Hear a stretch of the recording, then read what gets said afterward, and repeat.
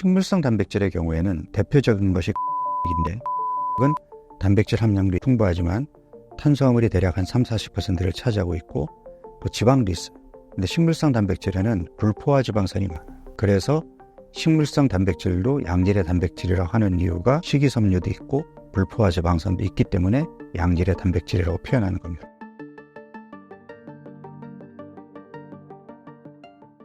네, 안녕하세요. 가정의학과 전문의 강북 삼성병원 건강의학본부에서 근무하고 있는 박용우입니다. 갱년기 증상과 신진대사의 변화가 중년 여성에게 미치는 영향은 무엇인가요?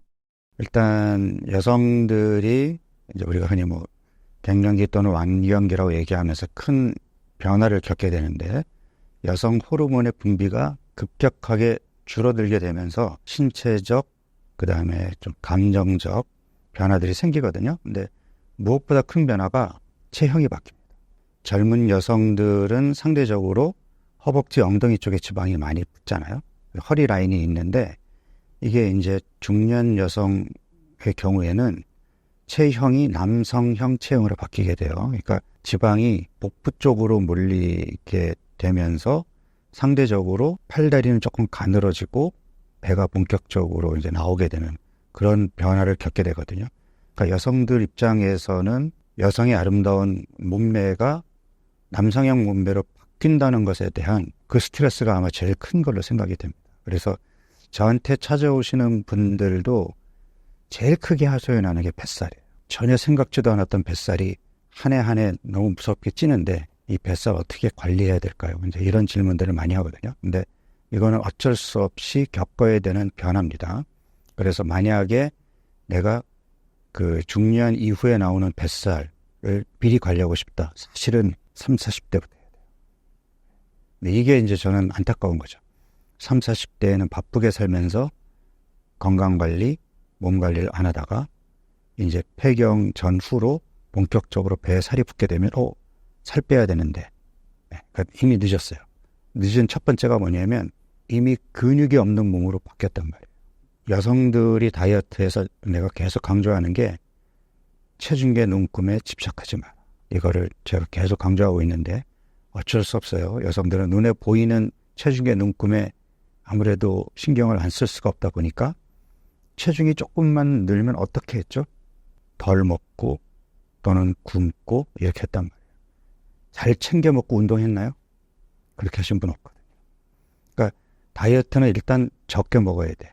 또는 굶어야 돼. 이런 생각들을 했단 말이에요. 그러면 무조건 근육이 빠지고 기초대사량이 떨어지거든요. 그러면 굶어서 잠깐 체중이 원래 체중으로 갔을지는 몰라도 이미 체형은 근육이 빠지고 지방은 더 늘어있는 체형인데, 여기서 다시 체중이 늘게 되면 어떻게 되죠? 근육이 느나요?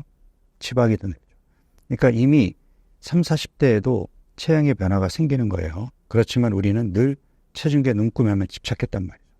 그러다가 이제 폐경이 되니까 이제부터는 본격적으로 내장 지방이 이제 붙기 시작하면서 배가 이제 나오기 시작하거든요. 그러니까 이미 첫 번째 타이밍을 놓친 거예요. 그래서 이미 중년 이후의 뱃살에 대해서는 첫 번째 여러분들이 생각해야 될 게 옛날 체중을 잊어라. 그러니까 목표가 예전 20대, 30대 때 체중으로 돌아가는 게 아니에요. 지금 망가진 몸을 건강한 몸으로 돌리는 게 치료의 핵심이어야 돼요.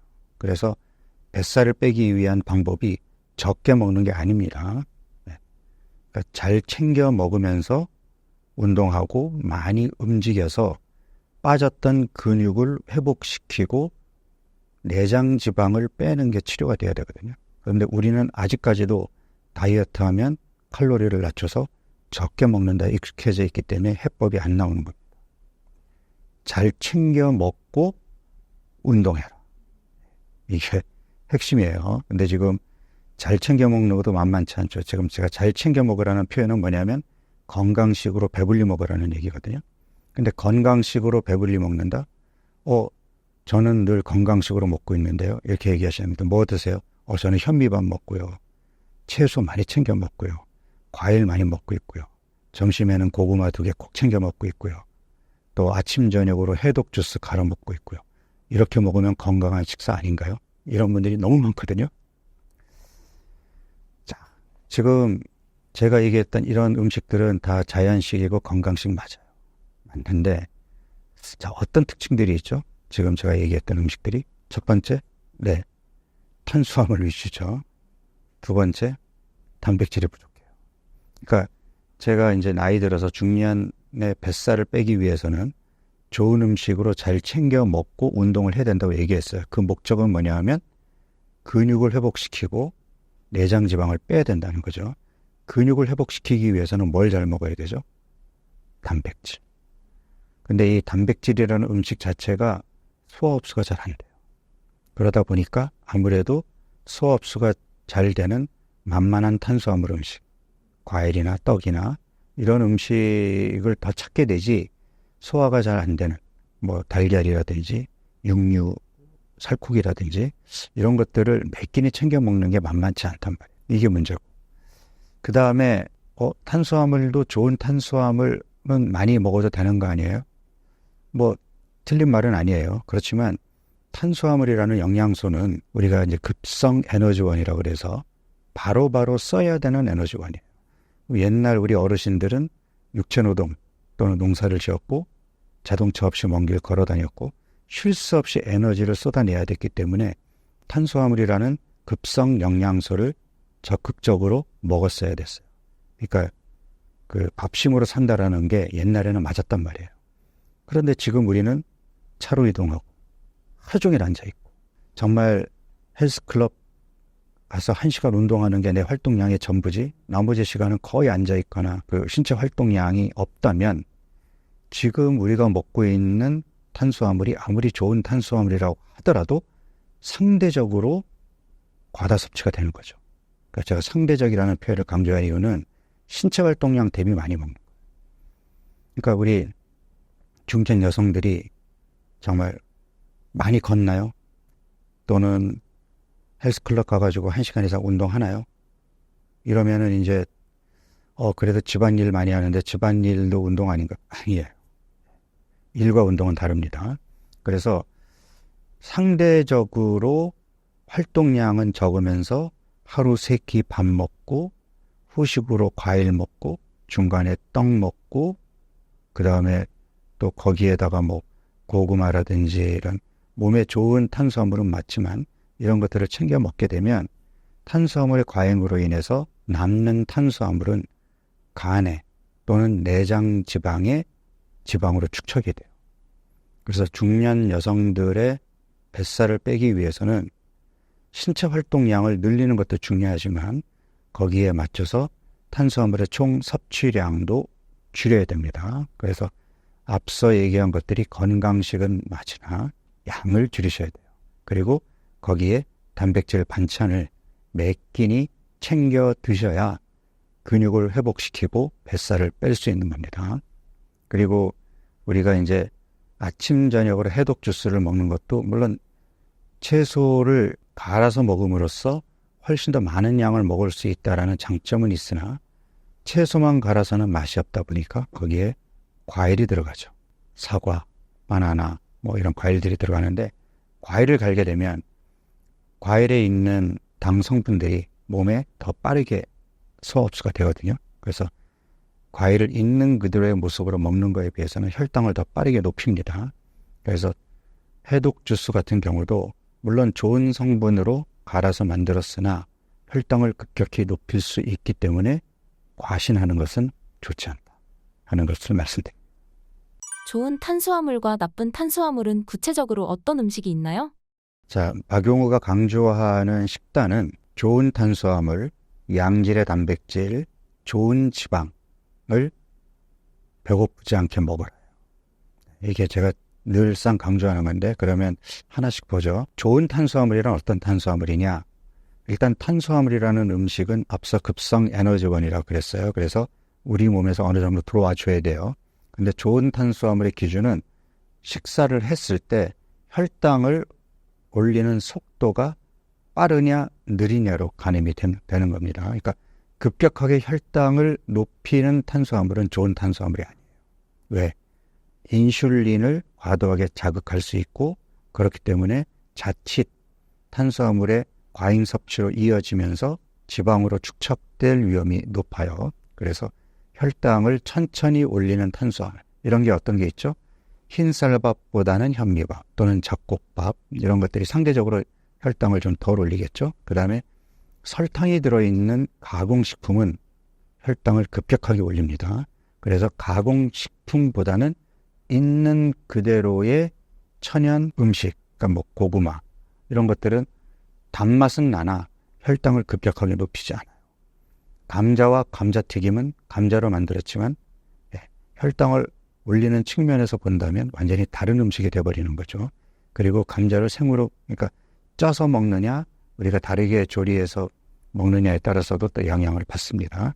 그래서 일단 어떤 음식이 좋은 탄수화물이냐는 혈당을 급격하게 높이느냐 그렇지 않느냐가 첫 번째 기준이 되겠고, 또 하나는 음식을 먹는 방법에서도 나뉘게 되는데, 제가 지금 흰쌀밥은 현미밥에 비해서 상대적으로 혈당을 급격하게 높인다고 얘기했어요. 그러면 현미밥보다는 상대적으로 혈당을 급격히 높이기 때문에 나쁜 탄수화물 아니야? 이렇게 생각할 수 있지만 우리가 맨밥만 먹는 사람이 있을까요?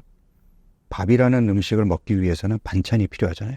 그 반찬을 나물 반찬을 통해서 채소를 섭취하고 단백질 반찬을 통해서 두부, 생선, 달걀, 고기 이런 것들을 섭취하게 된다면 채소와 단백질이 함께 들어오잖아요.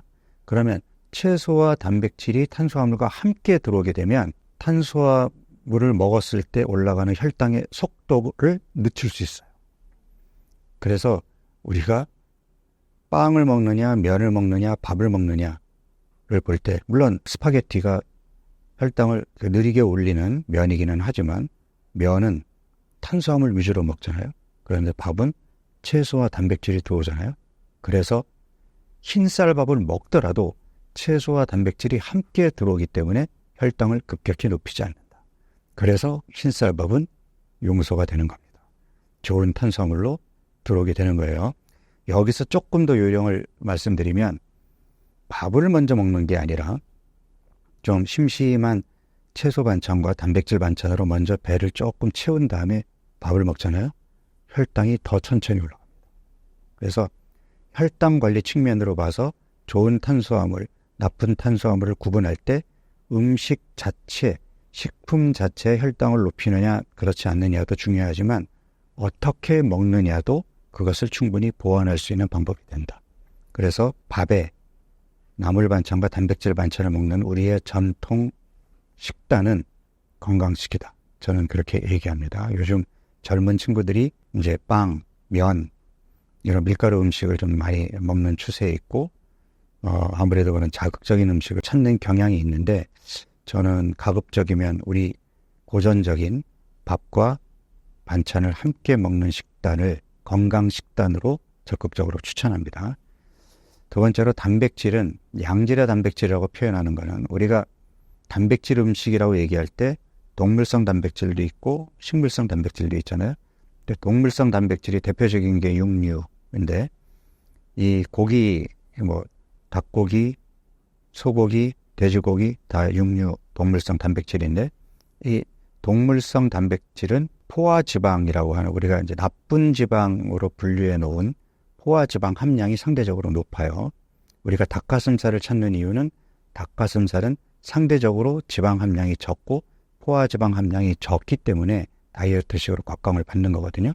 그래서 양질의 단백질이라는 것은 상대적으로 포화지방 함량이 적은 단백질, 그러니까 육류, 살코기가 양질의 단백질이 되는 거죠. 그렇다면 우리가 대창이라든지 삼겹살 이런 거는 양질의 단백질이라고 보기는 어렵겠죠. 자, 식물성 단백질의 경우에는 대표적인 것이 콩단백인데, 콩단백은 단백질 함량도 풍부하지만 탄수화물이 대략 한 30-40%를 차지하고 있고 또 지방도 있어요. 근데 식물성 단백질에는 불포화 지방산이 많아요. 그래서 식물성 단백질도 양질의 단백질이라고 하는 이유가 식이섬유도 있고 불포화 지방산도 있기 때문에 양질의 단백질이라고 표현하는 겁니다. 다만 동물성 단백질에 비해서 단백질에 있는 아미노산의 조성이라든지 상대적으로 단백질의 총량은 조금 적겠죠. 그래서 우리가 양질의 단백질, 그러면 육류, 살코기 또는 식물성 단백질을 얘기하는 겁니다. 좋은 지방은요, 우리가 흔히 얘기하는 뭐 올리브 오일 또는 들기름 또는 등푸른 생선이나 견과류, 뭐 아보카도 오일 다 이게 좋은 지방이거든요. 근데 지금 제가 이렇게 언급한 것들을 그거만 드시는 분들이 있나요? 대개는 좋은 지방은 내가 좋은 탄수화물과 좋은 단백질을 선택하면 같이 따라오기 때문에 굳이 지방은 신경 쓸 필요가 없다. 다만 조리를 하는 과정에서 열을 가해야 되는 이제 조리를 할 때에는 상대적으로 발연점이 높은 아보카도 오일이라든지 포도씨유 이런 것들을 쓰면 좋겠고, 그 다음에 우리가 샐러드 드레싱처럼 열을 가하지 않고 생으로 그냥 먹는 오일을 택한다 그러면 올리브 오일이라든지 들기름을 택하면 좋겠죠. 그러니까 그런 정도로 정하면 좋을 것 같습니다.